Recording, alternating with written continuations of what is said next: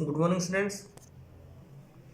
Apex college Makrana परिवार की तरफ से मैं आप सभी छात्र छात्राओं का हार्दिक स्वागत करता हूं, अभिनंदन करता हूं। आज हमारा एक छोटा सा टॉपिक, बट उससे कई बार छोटे छोटे प्रश्न आपके एग्जाम्स में पूछ जाते हैं। हमारा टॉपिक है कंजर्वेटिव फोर्सेस। क्या कंजर्वेटिव अर्थात संरक्षी बल। ठीक है, सबसे पहले बल क्या होता है? जो गति का दूसरा नियम है अर्थात rate of change of momentum is directly proportional to applied force, अर्थात संवेग में परिवर्तन की दर। संवेग में परिवर्तन की दर अर्थात dp बाई dt। संवेग में परिवर्तन की दर ही क्या होती है? बल होती है। इसको लिख सकते हैं mv बाई dt। यदि v को हम टाइम के रिस्पेक्ट में डिफरेंशिएट करेंगे तो हमारे पास एक्सेलरेशन आएगा अर्थात F बराबर क्या होगा? m।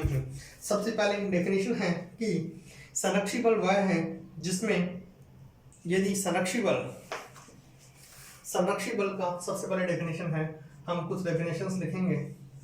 सबसे पहले है कि जैसा हम पता है कि कोई बल एक क्या करिएगा, किसी वह बल जिसके द्वारा एक कण को एक बिंदु से दूसरे बिंदु तक विस्थापित करने में किया गया कार्य पथ पर निर्भर नहीं करता, वह केवल प्रारंभिक और अंतिम स्थिति पर ही निर्भर करता है। अर्थात वह बल जिसमें किसी एक कण पर, ध्यान से सुनना, वह बल जिसमें किसी एक कण पर किया गया कार्य, वह बल जिसमें किसी कण पर किया गया कार्य उसके पथ पर डिपेंड नहीं करता।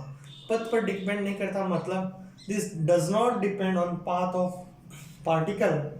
यह किस पे डिपेंड करता है? उसकी इनिशियल पोजीशन क्या थी और फाइनल पोजीशन क्या है। वापस बोल रहा हूँ कि यह पाथ पे डिपेंड नहीं करता। अर्थात यदि मैं इसको मैथमेटिकल फॉर्म में लिखना चाहूँ तो क्या होगा? सपोज कीजिए यह कोई सिस्टम है, इस प्रकार से कोई सिस्टम है, यह पॉइंट ए ले लिया जाए और यह कोई पॉइंट बी ले लिया जाए। मैं सबसे पहले वर्क डन इधर से कर रहा हूँ, दूसरा मैं वर्क डन इधर से कर रहा हूँ, या इस टाइप कर रहे हैं तो हमारे W A B equal to B1 equal to क्या होता है? डब्ल्यू ए बी 2 होना चाहिए। क्या होना चाहिए? यह 1 है पाथ। मैं इधर से इधर जाऊं या इधर से इधर जाऊं, जो हमारा वर्क डन है वह बराबर आना चाहिए। अर्थात इंटीग्रेशन कहां से कहां तक करेंगे? W इक्वल टू क्या होता है? F डॉट डी आर, इधर भी क्या होगा? F D R. Integration from A to B, ये भी क्या होना चाहिए? A to B। ठीक है, अर्थात यह जरूरी नहीं है कि W जो ये किसके लिए है? कंजर्वेटिव फोर्सेस के लिए। किसके लिए? कंजर्वेटिव फोर्सेस के लिए। जब मतलब नॉन कंजर्वेटिव होगा तो यह जरूरी नहीं है कि WAB1 इक्वल टू WAB2 बराबर हो। दूसरी डेफिनेशन, यदि किसी बल को किसी कण पर लगाने पर एक पूर्ण चक्र द्वारा किया गया कार्य शून्य हो, क्या हो? सपोज कीजिए कि जैसा कि डेफिनेशन में बता रखा है, एक वो सिस्टम है, कोई भी बल है वह किसी कण पर क्या कर रहा है? कोई भी बल जब किसी पार्टिकल पर लग रहा है, सपोज कीजिए यहाँ पर हम कोई पोजीशंस ले लेते हैं, यहाँ पर A B, यह कौन सा पाथ है? पाथ 1। ये कौन सा है? पाथ 2। जो यदि जो वर्क डन है, जो फोर्स लग रहा है एक कंप्लीट साइकिल में यदि लग रहा है तो बल द्वारा किया गया कार्य क्या हो? शून्य। अर्थात इस पर जो यदि जो वर्क डन फोर्स लग रहा है एक साइकिल में लग रहा है तो इस पर किया गया कार्य क्या होना चाहिए? जीरो। क्या होना चाहिए? जीरो। क्या होना चाहिए? जीरो। यदि मैं इसको मैथमेटिकल फॉर्म में लिखना चाहूँ, हम मान लेते हैं कि कोई भी पार्टिकल है वह पाथ A से B तक ले जाया जाता है, A से B तक, और यदि वह पुनः B से C पर लौट रहा है, इधर से देखना A टू B जा रहा है एंड B टू C वापस आ रहा है, तो क्या हुआ? एक साइकिल हुआ। तो यदि जो कण पर कार्यकारी बल है संरक्षित है मतलब कंजर्वेटिव है, तो जो न्यूटन का जो परिभाषा है उसके अनुसार होना चाहिए, जो साइक्लिक वर्क डन मतलब इंटीग्रेशन फ्रॉम, हम इसको इस प्रकार से लिखना चाहेंगे, इधर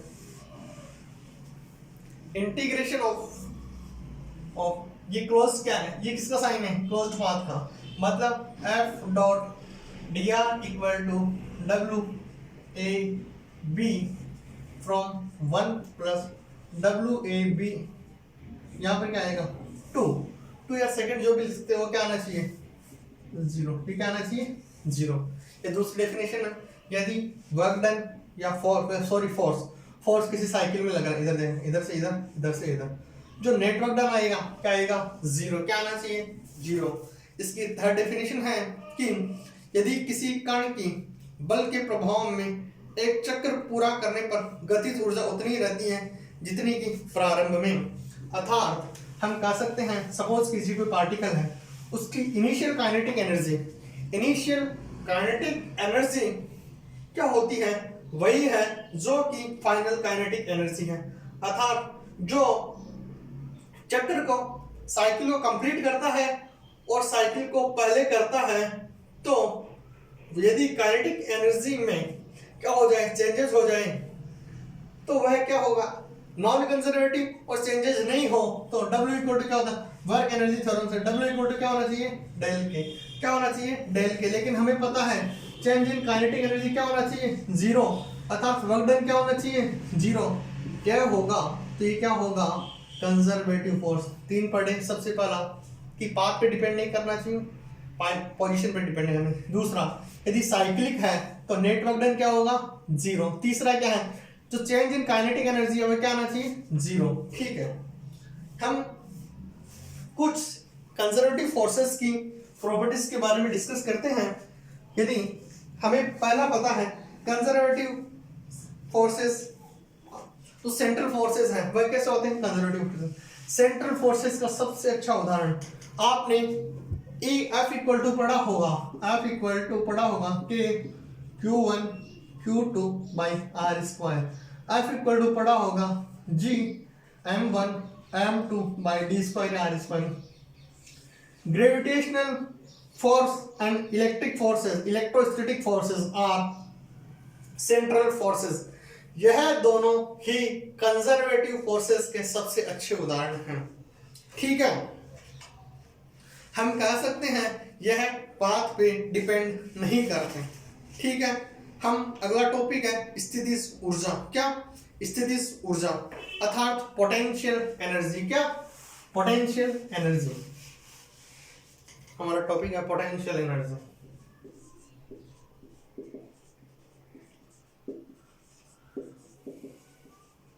पोटेंशियल एनर्जी अर्थात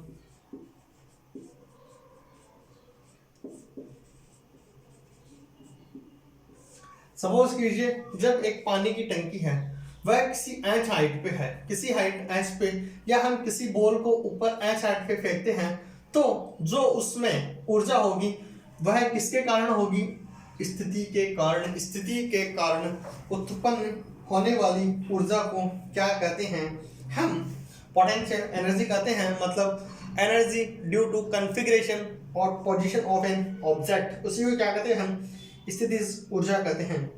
जब किसी कण को किसी कंजर्वेटिव फोर्स फील्ड में रखा जाता है, मतलब गुरुत्वीय बल होगा या प्रत्यास्थ बल है या विद्युत बल है, तो हम उसे एक स्थिति से यदि दूसरी स्थिति में ले जाएं, तो इस प्रक्रिया में कुल कार्य कण में स्थितिज फॉर्म में क्या हो जाता है। हमें पता है कि जब किसी पार्टिकल को एक पॉइंट से दूसरे पॉइंट तक ले जाया जाता है, तो उसमें जो भी वर्क डन है वह किस में कंजर्व रहता है, वह पोटेंशियल एनर्जी में कंजर्व रहता है। हम मान लेते हैं कि किसी कण पर क्या फोर्स लग रहा है F, हम मान लेते हैं किसी पार्टिकल पे फोर्स लग रहा है F, क्या किसी पार्टिकल पे यदि फोर्स F लग रहा है, यदि किसी पार्टिकल पे कोई फोर्स लग रहा है, तो हम मान लेते हैं कि जो कण है कण को किसी एक्सटर्नल फोर्स, यदि एक्सटर्नल फोर्स यदि हम Fext लिखें, ये क्या है, यह कण है, उसे फोर्स लग रहा है दूसरा Fext, मतलब यदि हम किसी कण पर कोई एक्सटर्नल फोर्स लगाएं तो और उसको मोशन कराया जाए तो वह क्या होगा, इसको काउंटर बैलेंस करेगा। काउंटर बैलेंस करने का मतलब क्या होगा, F external equal to F होगा। F एक्सटर्नल इक्वल टू क्या होगा, F एक्सटर्नल इक्वल टू क्या होगा, F होगा।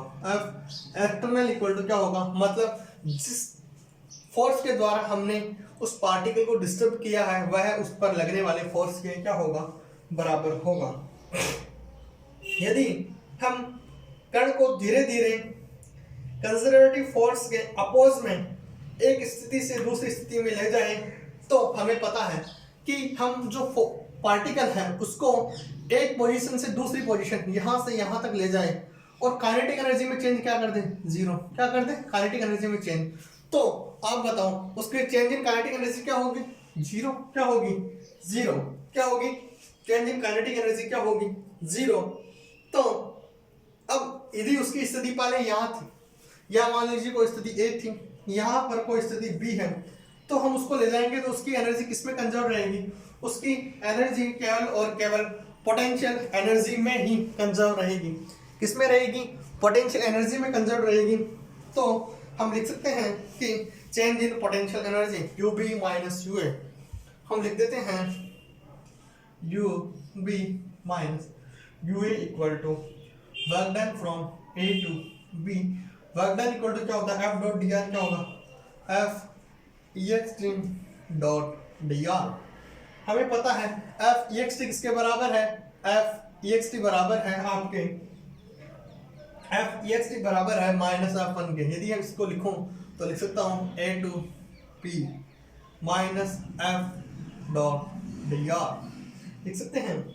यदि मैं मान लूं कि कण की स्थिति प्रारंभ में यह थी तो हम लिख सकते हैं UB को क्या लिखते हैं, UB इक्वल टू लिखते हैं UA plus integration from A to B minus F dot dr लिख सकते हैं। हम मान लेते हैं कि A पर इसकी पोटेंशियल एनर्जी क्या थी, A टेंस टू क्या है, A टेंस टू इनफाइनाइट, अर्थात इसकी U इनफाइनाइट क्या हो जाएगी, ये हो जाएगी इनफाइनाइट, अर्थात B इक्वल टू क्या हो जाएगा, B इक्वल टू हो जाएगा माइनस F डॉट dr। क्या आ जाएगा, minus F dot dr from A two point B। यदि हम तीसरी इक्वेशन में यहाँ पर A की पोजीशन इनफाइनाइट मान लें तो क्या होगा, यह होगा। यदि हम इसको चेंज करेंगे तो लिमिट क्या हो जाएगी, चेंज हो जाएगी। ठीक है। तीसरा है कि जो कंजर्वेटिव फोर्सेस हैं उसमें पोटेंशियल एनर्जी की ऋणात्मक प्रवणता अर्थात negative gradient of potential energy.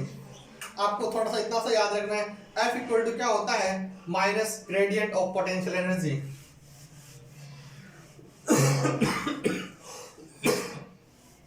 आपको बस इतना सा ध्यान रखना है, F इक्वल टू क्या होता है, F इक्वल टू होता है minus gradient of potential energy.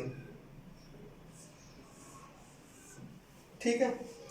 जो curl of A conservative forces के लिए होता है वह आपका एक डेरिवेशन है, आपको डिफरेंशिएशन एक पार्शियल डिफरेंशिएशन के रूप में है।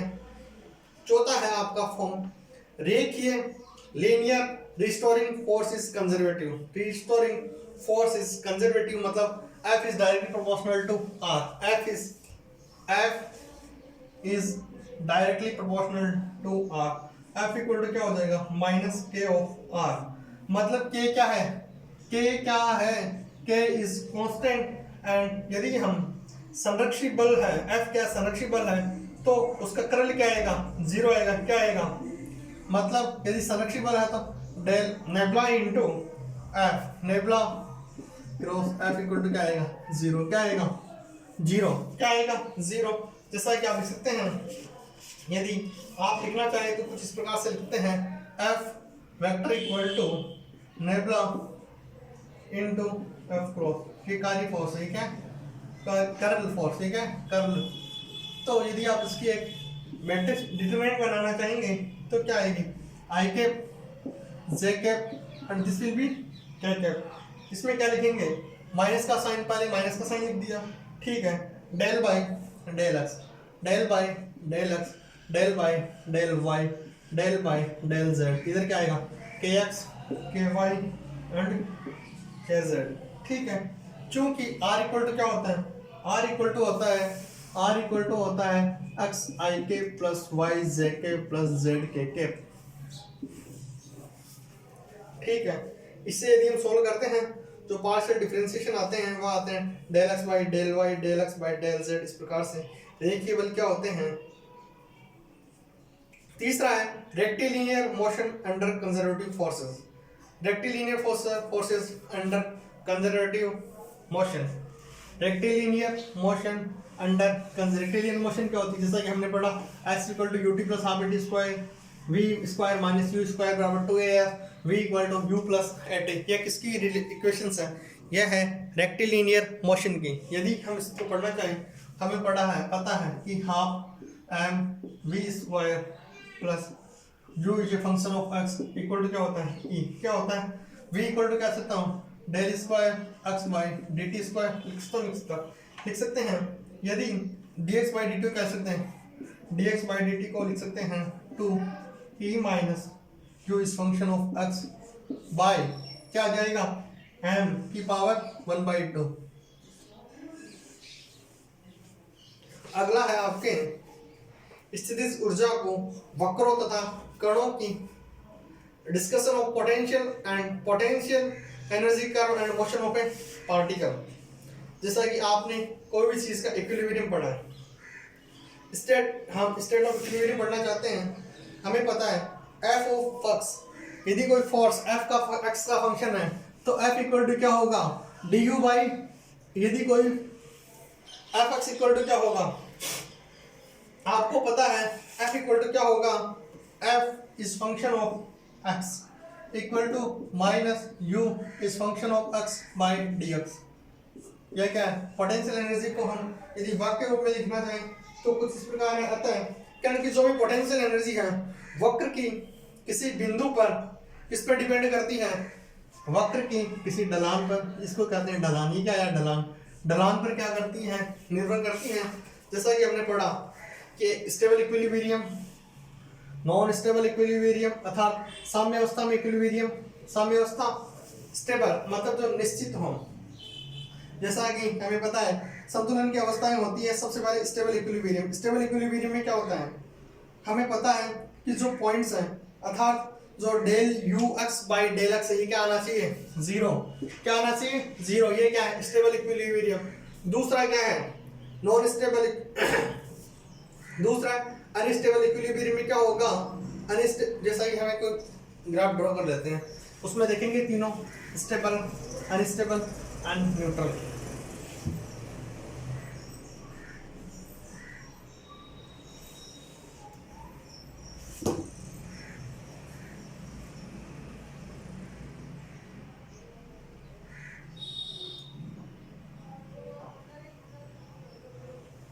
इस प्रकार से यदि मैं इसमें कुछ पॉइंट्स ड्रॉ करना चाहूँ ABCD की फॉर्म में, सपोज कीजिए एक पॉइंट लेता हूँ यहाँ पर, ठीक है, यहाँ पर पॉइंट लिया P1, यहाँ पर पॉइंट लिया P2, यहाँ पर लेता हूँ P3, ठीक है। हमें पता है जो प्रवणता आएगी वो क्या आएगी u is x by dx, ये उसका स्लोप को दिखाएगा, ठीक है। जो हमने पॉइंट ली है यदि इसमें P1 P2 ये है u is a function of x and this will B x, ठीक है। यदि P1 P2 P3 यदि जो प्रवणता है अर्थात del u is function of x by dx यदि जीरो आता है तो उस पर कोई भी बल कार्य नहीं करता। ये कौन सा है स्टेट ऑफ इक्विलिब्रियम। हम सबसे पहले पढ़ते हैं स्टेबल इक्विलिब्रियम। इसमें यदि P1 और P3 कौन सा है P1 एंड P3 पर पोटेंशियल एनर्जी का मान क्या है मिनिमम है। देखो यहाँ पर मिनिमम है, यहाँ पर भी क्या है मिनिमम है, मैक्सिमम कहाँ पर है P2 पर है। यदि इस कण पर बिंदुओं में विरामा अवस्था हो अर्थात मोशन में नहीं हो तो P1 और P3 बिंदुओं से किसी भी दिशा में थोड़ा विस्थापित किया जाए, यदि इसको या तो इधर विस्थापित किया जाए या इधर विस्थापित किया जाए, तो एक ऐसा बल कार्य करेगा जो इसको वापस, या तो इसको इधर विस्थापित कर देते हैं इसको, या इसको इधर या इसको। यदि हम इसको इधर डिस्प्लेस करना चाहें तो एक ऐसा फोर्स लगेगा जो इसको वापस इस तरफ करना चाहेगा। इस पर भी करेंगे तो इस पर एक ऐसा फोर्स लगेगा जो इसको वापस अगेन इसको कंडीशन में लाना चाहिए। किस कंडीशन में? इक्विलिब्रियम में। तो यह कैसा हो जाएगा? P1 और P3 की क्या हो जाएगी? Stable equilibrium.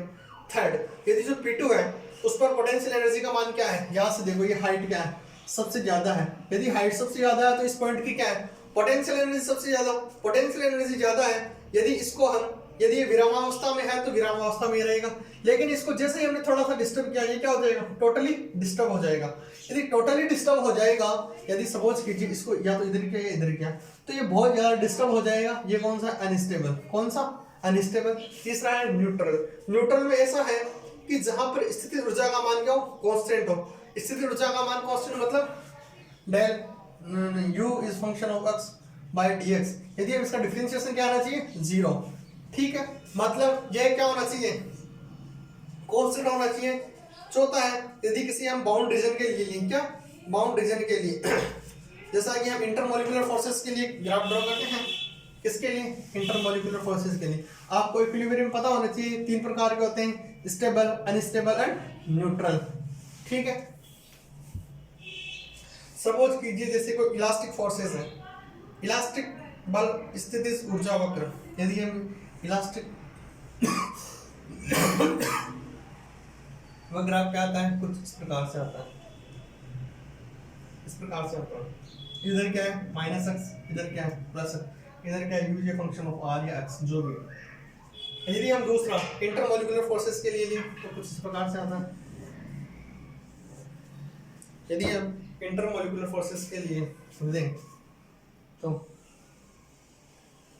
कुछ कर्व इस प्रकार से आता है। ठीक है, क्या आता है इंटरमॉलिक्यूलर फोर्सेस के लिए? इस प्रकार आपके ये कंजर्वेटिव फोर्सेस का टॉपिक कंप्लीट होता है। अगेन मैं आप सभी छात्र छात्राओं का एपेक्स कॉलेज मकराना परिवार की तरफ से बहुत बहुत आभार ज्ञापित करता हूँ। And again thank you so much.